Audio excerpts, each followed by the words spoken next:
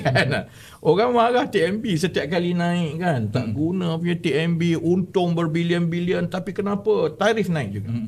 Sebenarnya yang ini melibatkan Kementerian Ekonomi, dia juga melibatkan Petra, Suruhanjaya Tenaga sebenarnya. The two main kementerian yang terlibat, Petra dan Kementerian Ekonomi. Okay. Untuk dia sama macam kita nak beli daripada kilang tu kan. Kilang dia nak tetapkan harga. Dia adalah kalau dia jual kasut kan.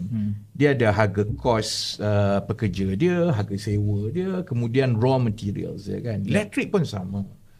Daripada 100% kos yang dikira untuk menetapkan tarif asas yang TNB kena beli elektrik itu, setiap unit itu, dia ada lebih kurang 4 kategori.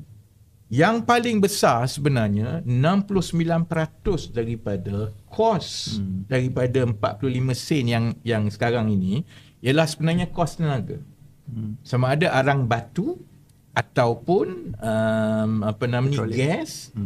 Dan yang paling masih lagi kecil sekarang ni renewable lah, solar kan. Jadi itu kos tenaga sebenarnya yang di luar kawalan negara dan TNB dan sebagainya, kerana dia ikut harga pasaran dunia itu 69% daripada kos tarif satu unit elektrik. Seterusnya ialah 21% ialah kos untuk sambung elektrik dan letak infrastruktur daripada pencawang besar nak sampai kat rumah kita. Dia kena bina base station satu-satu, dia kena bina PMU, pencawang masuk utama semua tu kan. Yang itu tu dia tak percuma sebenarnya, kita sebagai pengguna kena bayar lah kan. Yang itu 21%. 9% lagi ialah untuk buat grid. Daripada penjana yang power station tu dia nak hantar kepada pencawang masuk utama tu, itu grid besar-besar pylon semua tu 9%.